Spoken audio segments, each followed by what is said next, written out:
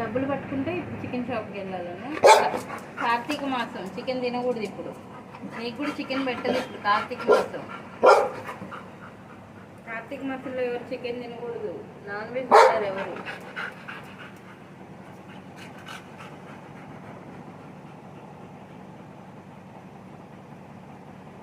ఎటు వెళ్తావు ఇప్పుడు? చికెన్ షాప్కి వెళ్ళాలని. నా చేతిలో డబ్బులు చూసింది కదా.